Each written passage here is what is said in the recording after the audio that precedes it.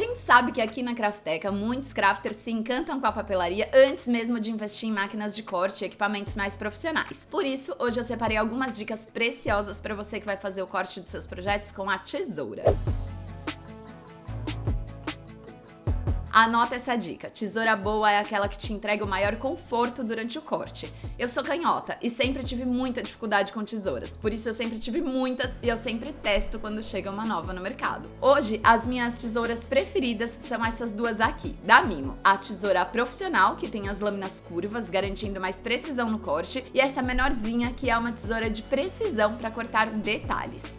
Ao imprimir um projeto da Crafteca, você vai ver que tem sempre aqui uma marcação de que as linhas contínuas devem ser cortadas e as linhas pontilhadas devem ser vincadas. Todas as artes vão também com sangria, que é uma sobra na arte para que você possa fazer o corte na linha sem correr o risco de deixar nenhum filete branco. Uma das principais dicas ao fazer cortes curvos com a tesoura é que você se esforce ao máximo para manter a tesoura no lugar e movimentar apenas o papel. A tesoura ela só abre e fecha e o que movimenta mesmo é o papel. Por aqui eu uso a tesoura somente para os cortes curvos, que são mais difíceis de fazer com estilete.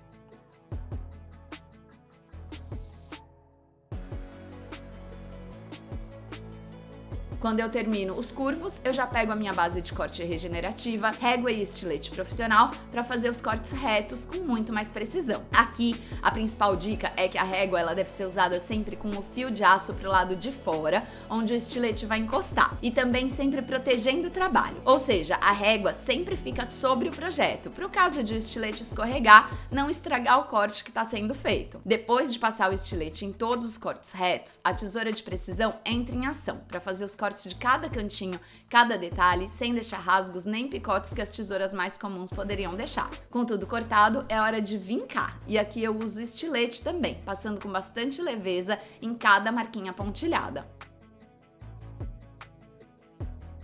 Agora sim, com tudo cortado, é só começar a montagem, dobrando todos os vincos e passando cola nas abas.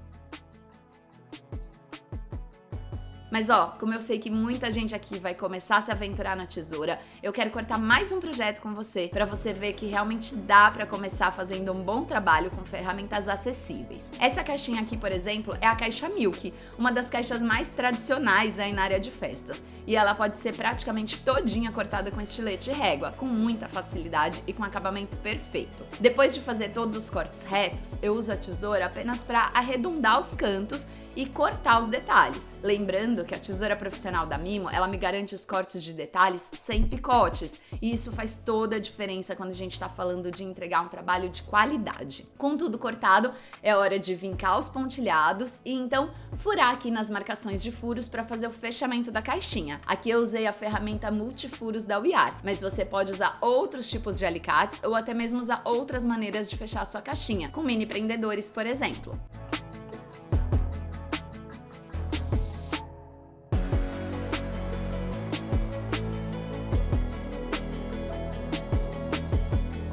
Por fim, um último exemplo que eu quero dar aqui para o acabamento perfeito usando tesouras é para caixas com acabamento mais irregular, como é o caso dessa caixinha para pipoca, que tem esses meio círculos aqui em toda a volta. Esse é um corte super difícil de fazer com a tesoura e com grandes chances de ficar com acabamento bem ruim. O que eu fiz então por aqui foi cortar todas as partes retas com estilete e a régua, como a gente já viu antes, e quando eu cheguei nas ondinhas, eu usei uma tesoura decorativa. Por aqui eu escolhi uma de ondinhas, mas existem vários modelos de tesouras decorativas no mercado, com preços bem acessíveis, que você pode usar para deixar o acabamento das suas peças ainda melhor.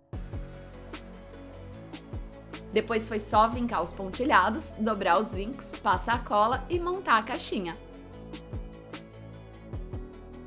O aplique dá o toque final para deixar o trabalho perfeito. Se esse vídeo te ajudou a aproveitar ainda mais os nossos projetos, deixa o seu like e se inscreve no canal para acompanhar as novidades da Crafteca, sua biblioteca craft.